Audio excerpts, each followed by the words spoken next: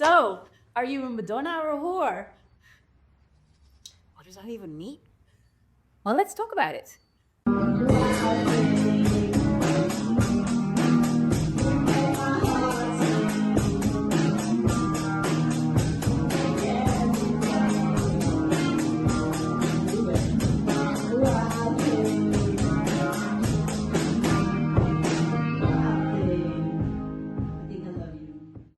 So what actually is the Madonna-Whore Complex and why does it matter? It's a learned way of thinking where someone views a woman in two very extreme categories, either as the Madonna type or the whore type. And the Madonna type is seen as the woman that is pure and loving and caring and is respected. And you can have a very deep emotional bond with this woman. Whereas the whore type is seen as sexual, desirable, not worthy of respect, and it's very difficult to have an emotional connection to her. So if it's a learned concept, it can be unlearned as well. Yeah. Right. That's good because honestly, this categorization of women in boxes, I can't stand it. I don't know. How does that make you feel? I think it's great. No. Said ever. I think it's something that all women I know intuitively know that this is the case in the society we live in, but we all grow up in it. So we're all conditioned to just kind of live with it. But I think it's completely effed up. I think actually it's like thousands of years of like patriarchy and suppression from the church and all this kind of stuff like that instills so much fear around, sexuality and the feminine too, feminine energy as in, the intuitive, like the spiritual, the being connected and all the things, which, is obviously can be seen as a threat to a system that wants to control, right? I think this whole complex that we have as a society affects men equally, just in a different way. So I do want to have that said because, it's not just men against women, I don't think so. However, as a woman, it's like, it's just really like you have to split your personality, right? You just know like you're either this or that. And if you're too sexual, you won't be taken seriously, but it's a part of who you are. So you just suppress it in certain environments. It's just this weird kind of double standard there is for women that I think is just something that's kind of outdated by now, 2026. And we should just, unlearn it. How does it negatively affect your lives? Do you notice it in your life? So personally, I think this is something that's affected me since I've been very, very young, to be honest. I know in school, we had classifications. When we were just like 14 years of age, you were either one or the other at such a young age. This is how you were viewed. Do you mean like the popular girls that all the boys liked or the not popular girls? Honestly, I mean, the ones that were more open and the ones that were more distant with boys. Trying to say this in a very sort of... So yeah, like, you can ask, right, it's either you're a slut, and if you're a prude. You're a slut or a prude. Exactly that. So yeah, I think my life has been, from a very young age, you were one or the other, and you just always felt you couldn't be yourself. And I know me personally, I lived a lot in my masculine side. I was sporty. There's lots of sports that I did where there were a lot of guys that did sports. The music I listened to is very male driven as well. And I think you naturally just lived in this masculinity. And it was almost like femininity was there, but it was hidden. I also grew up in Saudi Arabia. So that's a whole different perspective, right? Because culturally also, you are restricted as a woman. You have to cover up, and your elbows couldn't even be shown. This is too much. So I think I grew up really quite almost reserved and shy about showing my body. I remember when I started developing, I was actually super shy. And also because it's unsafe, right? The environment's like, if you just know. Also, if no one said it to you, literally, if you're showing, like, you might be killed the next day. So you're like, oh, well, maybe not, right? Kill is extreme, but it's you get a lot of gaze. You get people looking at you in a certain way, and it's not nice. It's like a hunted sort of a view. This is not something you want to feel as a young teenager, a young child. Let's be honest, 14, 15 of age, you're still a child. So would you say that you experienced that as the Madonna type of woman really being put on a pedestal? That was important, that you were a Madonna kind of person, or something bad would happen to you if you would not? It's difficult for me to use these classifications, honestly, because I find it difficult in general to think in boxes. I was more the rebellion type, I would say, if I can create another type in the middle, which I wasn't necessarily in my feminine type, but I also wasn't necessarily that perfect girl with, pearl earrings and pearl necklaces. No, I think I was more... tried really to portray myself as independent, not caring, and against any system I could possibly find, but not in a whore kind of way. As such. Yeah. Not at all. Just I do think that the Madonna and the whore are two types of feminine. They're both feminine. Only the one is seen as, oh, this is correct and this is pure and this is what we want, and the other one is like, oh no, this is dirty, evil, stay away from it. And I think I can't speak for every woman, of course, but I think to speak for myself, I have both in me. Mm-hmm. Yeah. I think every woman does.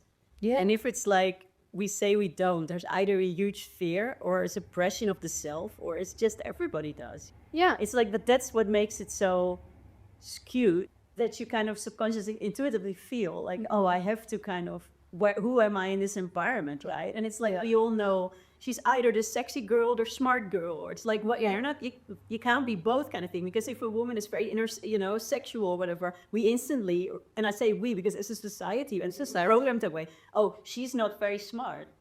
She's like, oh, there's nothing to do with it. But that's how we see it. The feminine's almost reduced to sexuality and beauty. So it becomes this.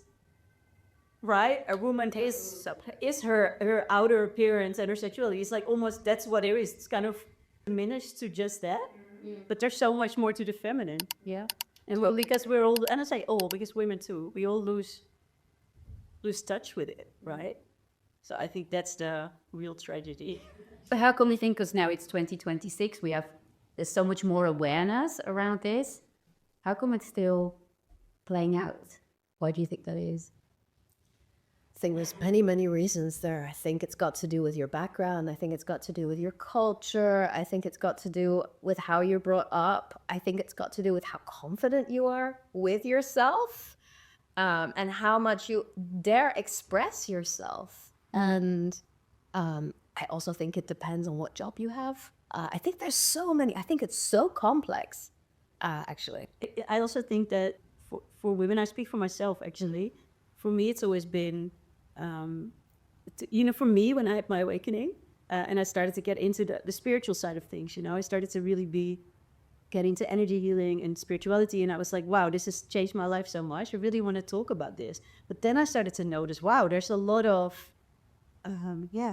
perceptions about it that are not right. And even notice I had those perceptions ingrained in me. It's like, oh my God, this is not something I can openly say because it might not be taken seriously and everything, right? And it's not by a lot of people. And I'm thinking, that's insane that that's the case. But it means when you actually do start talking about it, you mean you're, in my case, shedding an old identity, because it was sort of something, was always there, but new I was stepping into. And I did notice that a lot of people did not understand it, didn't want to understand it, were not open to it, because it means once you start to open yourself up to it, you're losing an old identity, but it also means you're losing part of your community. People start to see you differently, so you have to be able to let go of that, step away from the group. That's what I'm trying to say, which by itself is unsafe, feels unsafe in a way. So I think it takes a lot for women to do that, because they might be seen differently. They might lose people. They might be, imagine you, that wasn't the case for me, fortunately, but imagine you grow up in a very strict, I don't know, maybe religious community. You're very fearful around, female sexuality, for example. You hear a lot of these stories, and a woman's like, oh, I want to start pole dancing. I want to be free. And it's completely like, if you do that, you are out of here kind of thing. Just, it's crazy. She's just not, and not selling her body. She's just dancing. She enjoys that, right? For herself, not for others, for herself. And it's like, you are not allowed to do that, because then people will see you in a certain way. You're just ousted, basically. So I think for women to kind of get out of that split personalities that we inherently start to become or start to believe that we are, I think by stepping out of that, we can, heal ourselves and each other. But it takes a lot of courage to do that. Yeah, because I didn't have a religious upbringing, but I think it's so ingrained anyways. Because when I do my high heel dancing, we had it videoed by somebody. So we had these amazing clothes, or hardly any clothes, the way you want to see it. We had these, we all had these outfits on that made us feel really sexy, and we did this video. And then afterwards, the dance studio asked, okay, well, who is okay with us using these videos as content? And first I thought, yeah, great, go ahead. I love this video, it's amazing. And then not even a second later, I had these thoughts, oh God, no, what if my kids get teased at school if their classmates see me on video like that? Or what if clients see that and won't take me seriously as a communication coach once they see that? So then I said no. And I just realized that again is where that complex comes up, where I'm afraid that I will not be taken seriously if people see that side of me. Yeah. The sad thing about it is that that's probably in some cases true, because there are this inner society that's still very much what it's like, right? We all know that. And it's like, well, you want to be yourself. Yeah. But there might be that judgment, and then it becomes to the point, okay, do I want to just stop caring about it and do it anyway? But yeah, when your kids are involved, you might be a little bit more careful, right? Obviously. Yeah. On the other hand, Something, yeah. I would really love to be like, well, this is me. And if people then want to laugh about it, then fine. Yeah. Yeah. And then again, I don't want my kids to suffer consequences for something that I did, for something that I want to show. If I suffer the consequences, fine. But if my kids suffer the consequences of something I did, I find that extremely difficult. Then again, by doing it, you also say, I can be myself, and so can you. Yeah. It's okay to be yourself. Exactly. Every woman in Holland would say, okay, I'm going to make this video of myself where I'm feeling sexy in my outfit. Doesn't matter what it is, as long as you're feeling very happy about yourself and your body in that outfit, and I'm going to post that. I'd be like, yeah, okay, then I'd do it if everybody else would do it. But not everybody else is doing that. And then I've noticed in myself, I feel the fear, okay, if I do this, what kind of consequences will this have? It's funny because then I'm thinking, I'm just wondering if a man, if he would like have a video of himself doing like this sexy dance, would he worry about his colleagues the next day? Or would he worry about his kids? I'm really curious. Well, there's also a lot of shame among men, right? And also, absolutely. But anyway, also, I think a lot of men would be embarrassed in regards to posting. But I guess that, and pole dancing, for example, is something that you don't expect as much, right? You know what I think, though? I think it also lives among women, because maybe a lot of men would see the videos like, oh, that's great. Yeah, exactly. But a lot of women, they might feel in a way certain subconsciously threatened by like, oh, my man might watch that video, so actually it's like to my man, and it's kind of like, oh, who does she think she is posting that? I used to have a profile picture on my WhatsApp. I'm in the pole and I'm smiling. I'm really happy because I did this pose that I found really difficult, and I got it. So I'm really happy, and I had that as my profile picture. And one of my friends then said, I don't know if I'd do that if I was you, because other people are also going to see that. People that might want to become your client will see that. So even amongst women, it's like, be careful what you're doing, because you might... It's that catch-22. Honestly, we are in a catch-22, because you wanting to show what you do, that is you. Yeah, you are expressing yourself. Yeah. But there's this catch-22 where you want to express yourself. You don't want your kids to suffer the consequence. You don't want your clients to maybe... And so without ever expressing this, though, we're staying in that sort of... society where it's shunned, where it's seen as not respectful or puts you in a certain category. If we go back to the subject, it's often not even really the case, because it's like you think, oh, my clients might, but your clients might love it, right? That's the right class for you, like, because I noticed that here too. Yeah. When we're making music here, like we're playing punk rock a lot, kind of stuff. And I thought in the beginning, oh, that's kind of like, does that match? And now I know there's a lot of people that come to me and come to us. They're actually, oh, I love that. Can I come as well, jam with you guys? It's like, oh, it's actually pulls in the right people for us, and the people that don't like it, they stay away with a 10-foot pole, and that's great because we don't, they're not for us. Yeah. So it's like the same with the pole dancing. When we're, we have a pole here in the center. Yeah. And often when people come in and they see it, I get a lot of really good reactions about it. That's true. I did. We feel, oh yeah, I love that. It's great. So actually, it might be the opposite, and we think, some people have an opinion about it. Yeah, that's true. Yeah. It's also daring to be ourselves and just be like, okay, let them have an opinion. Yeah. And let them stay away and bring in the right people that are also open-minded and they're also ready to, Yeah. be who they are. And I think, sorry, yeah. No, I'm just gonna say, and let's be honest, everyone has an opinion. Of course. You're always gonna have people or be confronted with people with opinions, whether they're positive or negative. In general, anything you do. And it's also because I think everyone is a different path, right? Because you said, like, if every woman would post a video about herself, then, I actually think if you feel that's what you want to do, and you don't do it for validation, you do it because you're like, this is who I am. I love this. I'm enjoying this, and I just want to share it. Not for, to get... There's no validation. No, just because you're like, this is who I am, and I just want to be free to express myself. And it's a different thing of, posting stuff online because you want validation and that's a different...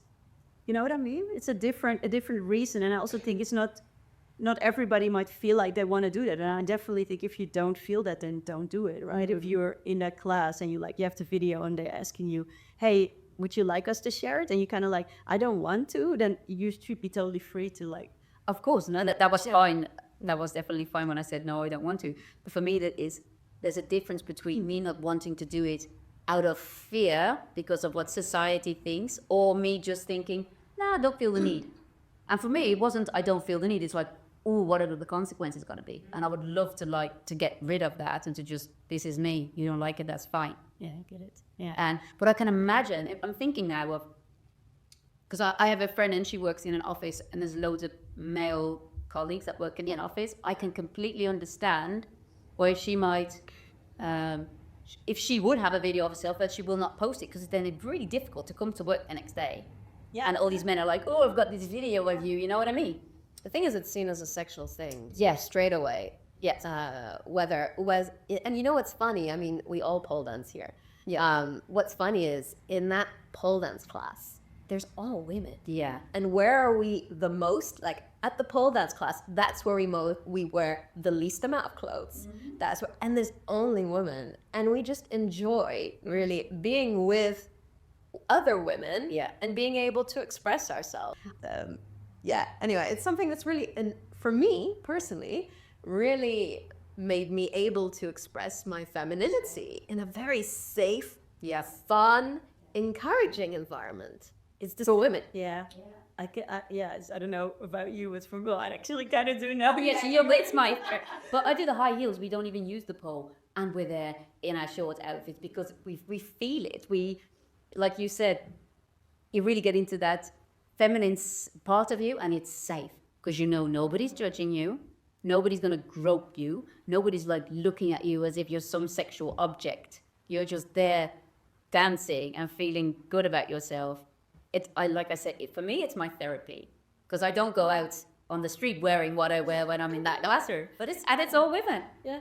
Yeah, but it's funny because sorry, no, go ahead. No, I was just about to say that all women, of course, are different because some of the women that are there, they have like their Pilates outfits on, and that's fine too. Some of them have sweatpants on, fine too. Some of them come in really, really short clothes. Everybody's fine with everything. No judgment. Yeah. And no judgment, and everybody just gets to wear what they want to wear. Say in a safe environment, and I think that's absolutely amazing. And also it's all ages, all sizes. Like everyone is there, and it's kind of like you can just feel free there. And I think that's what I recognize what you were saying as well. I mean, I have both, right? I love certain things are very masculine that I enjoy. I don't know if they're masculine, but I enjoy punk rock. I enjoy outdoor like survival stuff. I love all these things. I really do.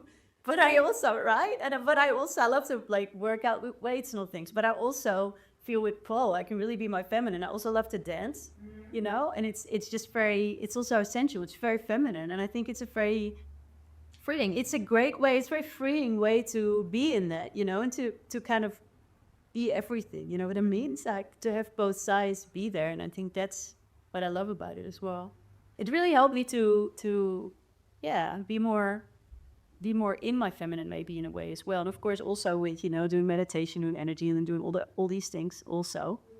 But I think with pole as well. I totally understand that. And I think it gives you that feeling of, I don't know, it just brings confidence. And I find that you need this. And going back to this, this what we're talking about, the subject today, the Madonna or the whore complex. And, these people, I'm going to say people because it's men and women, people that put you in one or the other. And for example, you'll have a relationship only with someone who is the Madonna, that perfect, loving vision of a woman, and then use maybe like the whore is your like sexual objectification. That's your sexual desire. It's your mistress on the side, etc. And I just feel like even what you're saying about your own life, this is also how, well, for me personally, it works in my relationships. I like having a relationship where I can be both. Yes, the caring side, the loving side, but I like that other side as well that you bring in the equation. It makes it fun, it makes it interesting, and it keeps me alive, honestly. And you don't have to repress a part of yourself. No, because it's in a safe environment. Exactly. Yeah. It's with your partner in a safe environment where you can express everything you truly are as a woman. And I think that is freeing, really freeing. True. I think there's so many misconceptions about women, to be honest, right? That women are a certain way and men are different. And in some cases, of course, we're different in a lot of ways, but it's like some things are just complete BS. Yeah. Right. I mean, maybe we should go over. Yeah, like the moral standards that they have. Yeah. That people have. Like if a man sleeps with a lot of women, he's like really, really cool. But if a woman does it, then she gets shamed for it. Exactly. Or that for women, it's one way or the other. Or she's that eternal, just dedicated her whole life to the same man. And she just, she's only emotional. She doesn't have sex to have sex. But then on the other side, there's the woman that only does that. And she can't be the other thing. It's kind of like a weird thing, right? Like a weird split. It's a shame that you can't just truly be yourself. Yeah. So what can we? Well, actually, we do have that. Maybe that's the thing. Just be aware of it, I think. Awareness is the first, of course. Being aware that this complex has got some type of influence on your own life. And just be ourselves, I think I've heard this. The thing is, so like 10 years ago, and I was like, oh, I want to try a pole dancing class. And I was thinking, oh, what if people around me, everybody knows this? Now I'm like, gives a shit, right? I do what I want. And now I'm at the point, like, a lot of people don't like, it's okay with me now. Yeah. But I think also as women doing that and just talking about it and expressing it, we inspire other women also to do it. And I think the same goes for that. I mean, I've spoken to a lot of women, and I use the example of pole dancing because it's an example that, it's something for me. It doesn't have to be that obviously at all. But very often I meet someone and it's like, oh, I would like to try it. And then they hear me talk about it and they're like, oh, I'm actually going to try it, stuff like that. And yeah, the group is growing a lot. And you see it becoming more popular because a lot of women are finding out that, why not, and it's the same way speaking about certain topics. It's such a big, there's such a big, I don't know, block for women to start speaking. Yeah, to really start, and not just speaking as in speaking about superficial stuff, or not saying superficial is a bad thing, I don't mean that, but I mean more to talk about the real issues that we face as women, because there can be so much backlash around it, that it's like, you just intuitively know, okay, that can be the case, so I'm just gonna hold back kind of thing, and I think that's what we've done for way too long. And of course, over the years, there has been a lot of movements that women trying to change this, but I think it's kind of time that we just all just speak up, so many things are just not right.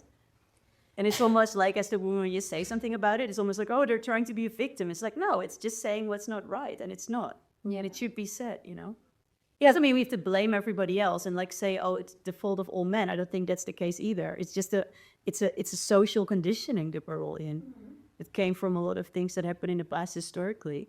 But it's time to change it now, and I think we should all just speak about that. That's it. First step is speaking about it, right? I guess, like we're doing now, I guess. This is the first step, putting it out in the open. So I would like to talk about, how do you know this complex is playing out in your own life? So what are the behaviors that the other person is showing you that may indicate that they are, I don't want to say suffering, but that they have this way of thinking, putting women into two categories. And what can you do about it? have a conversation. I'm suspecting you're suffering from the Madonna-Whore Complex, and here's what we're gonna do. I would stay away from mentioning the Madonna. You would usually name the behavior, but it's I think Self-awareness. what are the keys to look out for that can indicate that this may be the Madonna-Whore Complex? Because like maybe one of them could be that you're in a relationship with someone and in the beginning your sex life is really, really great. Then several months later, once you get a closer emotional connection, you find that the other person is not touching you anymore. So this could be a sign of, oh, someone's got now an emotional connection and then can't see you. They see you now as the Madonna and then they stop being sexually interested in you. That could be a sign of his complex. Yeah, I mean, that could be a sign of a complex. That could also be that your partner has their own insecurities. Doesn't necessarily mean that they're seeing you in this, no, exactly, in one or the other. But it can lead to that. Yeah. And that's something just be aware of. And also maybe there are previous behaviors of your partner. Also how they talk about other women. This is also, I think, a big one. How they mention other women, how it's seen in their family and culture. And I think that can also be indicators, not necessarily. Yeah. So You can also view this from the other side.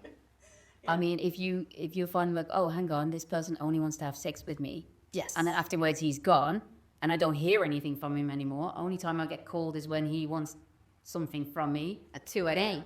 Yeah, exactly. Then you also can think, okay, hang on, what's going on here? Yeah. But then they're seeing you in that category. Yeah. And you notice it by the communication style with you and the way the times of the night they're calling you, the communication style, and how many responses you get. Yeah. Yeah. And do you think it can be the same for women? Women towards other women. That I mean, I don't want a relationship with a person. Or do you think, because it's obviously a problem, I think sometimes you see it like, right, they're expecting something from someone that's completely not available because they're in a Madonna-Whore Complex, unless you're, either way need to be someone that you're not. But on the other hand, I think it's also a misconception about women. That women always need to only have that emotional connection, and otherwise they can have like sexual interest or something, which I think is not the case at all. Do you also feel that that's the case? Or I think we're talking about people in general. I think it goes both ways. yeah. I just think on the woman's side, it's shunned a little bit more. So we put maybe more light there in that area. But definitely. Yeah, both sides. Yeah, what can we do about it? I think, like you just said, is to talk about it. Because I think there's a lot of shame on the subject of sex with women, for sure. So to openly talk about it. And also, I think, to call your partner, or whoever it is, call them out on it. And not in a way where you go, hey, I think you have the Madonna-Whore Complex, because that's not going to work. Sit down. Before we start dinner, somebody said, I think you're going past dinner, you mean at 2 a.m. I don't know, but it's like, Just name the specific behavior. So keep it to the facts. Name what you've seen them do or what you heard them say that then makes you think like maybe anything in like a line of, oh, I've noticed that we haven't had sex for 4 months. Is everything okay? What's going on for you? So name the facts and stay away from the labels, assumptions to create that awareness. Because I think a lot of the time the person may not even be conscious of it. And because it's learned, they can unlearn it. So it's very important that if they can unlearn it, but to unlearn it, you need to want to unlearn it. That's true. I mean, I think every behavior that you show, there's a payoff, right? Otherwise you would do it. So I think it's also, sometimes it's easier to think in boxes, because as soon as you stop thinking in boxes, you have to face your own self, your limiting beliefs and your own crap, basically, the stuff you've been, that keeps your personality split, your fragmentation that you've been living your whole life. And I think that's, in a way, can be an ego death. Okay, wait, maybe I was wrong. Yeah. But that means a whole lifetime off. Question it yourself. How many people out there really question themselves? Yes. But I think the reason why you would want to change this, and I'm talking for men and women, because I think in women as well, we're so conditioned, it lives within us too. We see other women sometimes that way, and we're like, oh, that's like, Yeah. The problem is, I believe when we start to do that, we're split within ourselves in a way, because, well, getting very spiritual now, but when you go to the core of everything and you feel the connection, the connectedness within yourself, with the masculine and the feminine, within being yourself, as in I can be every part of myself. I can express this, I can express that, I can express whatever I feel is me in a kind of loving way, right? So enough to, you know. But that's what actually heals you from the inside out. As long as we reject the others, worse than this, or I'm better than this, or I'm better than that, or we're different within, you're either this or you're either that, there's a part of yourself you're splitting off. And that's what causes a lot of loneliness within, I believe. And it's often not even looked at that way. And probably hearing that for someone for the first time, and it was the case for me too, you would be like, what does that even mean? But actually, by doing the spiritual work that we've all been doing, you know that the more you are able to be everything you are, the more complete you feel and the better you feel in the end. So I think everybody benefits from doing this work because it just makes you feel more free. Yeah. And at peace and less lonely. And I think also in order to do this work, you need that safe space. True. I have, for example, the community hangouts, these sort of things that we organize here. This is also that safe space where we can exchange ideas in a safe space. Our pole dancing classes is a safe space to express yourself. Those safe spaces, for me anyway, I'm just talking personal experience, those safe spaces allowed me to come out and be more expressive about myself and my own sexuality as a woman, in all ways. True. Yeah.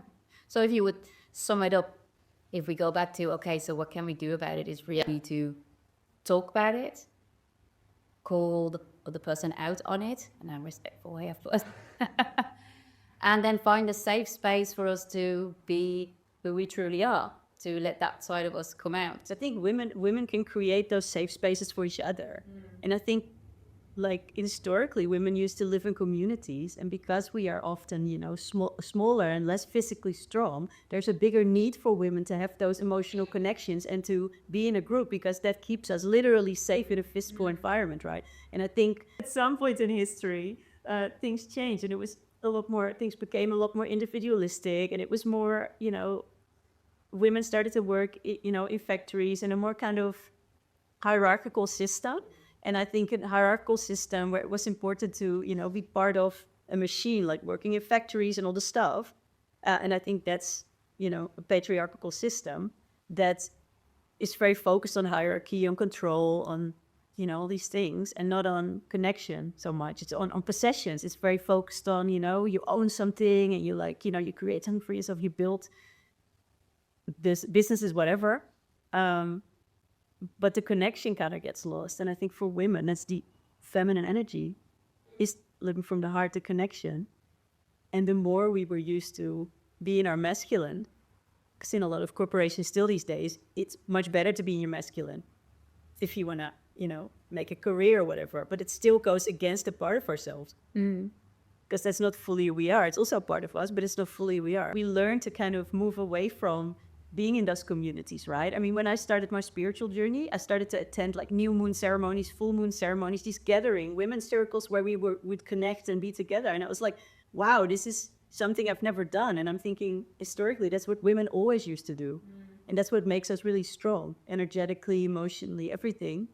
And I think that's what we really need to bring back.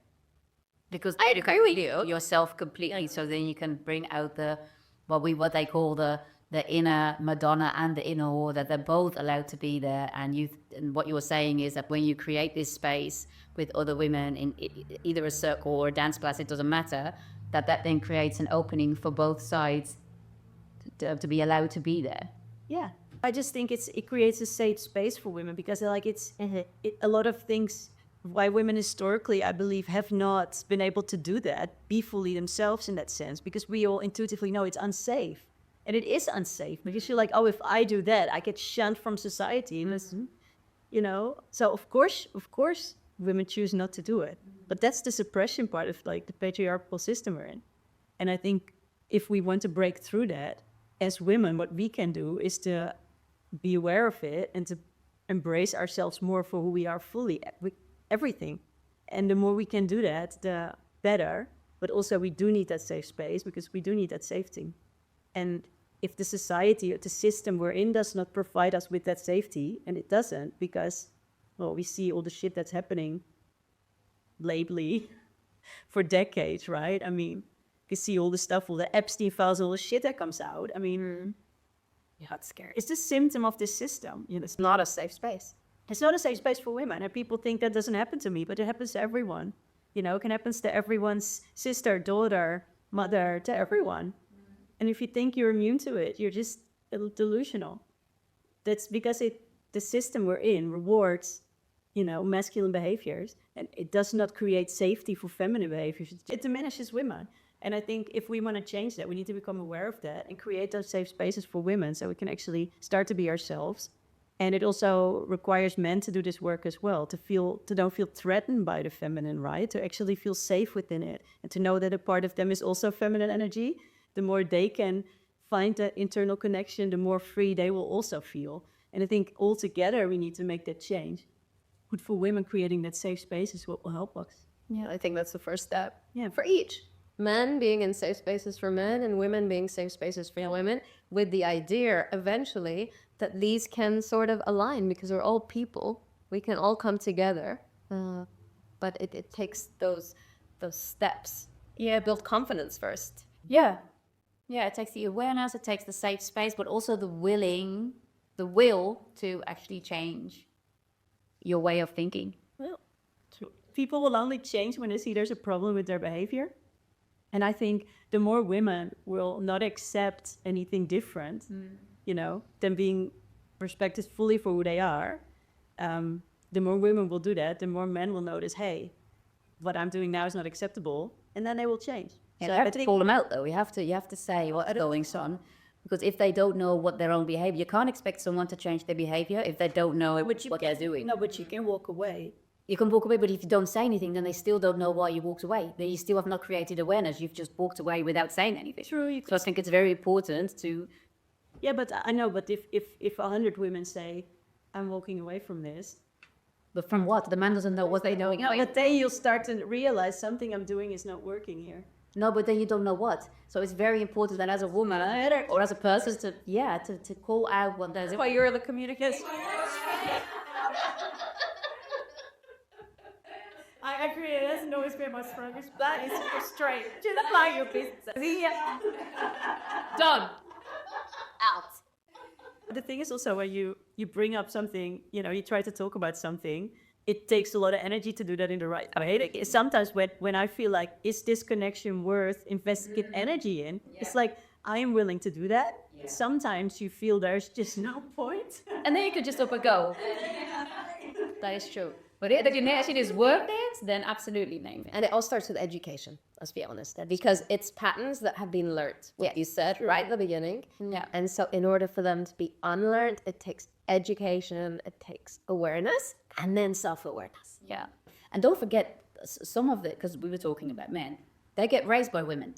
So if we as a woman like show shame on the sex part towards him, he will grow up thinking, okay, well, the Madonna type of woman is just doing you love, and the other one is dirty. And so we also have an influence there, where we raise how we raise our kids. Yeah.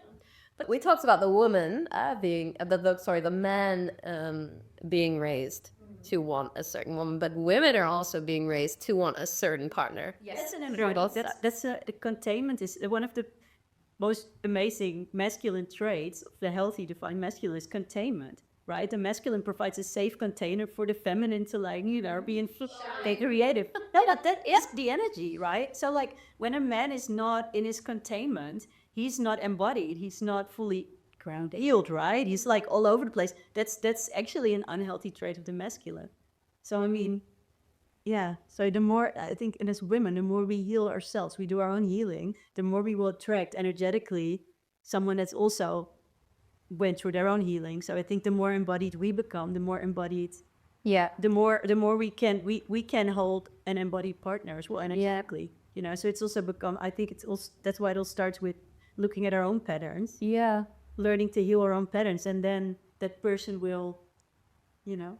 All change starts with yourself, because you have absolutely zero control over how somebody else reacts, how they're going to change, nothing at all. But you do have control over what you would like to change within yourself. So every bit of awareness or change starts with yourself.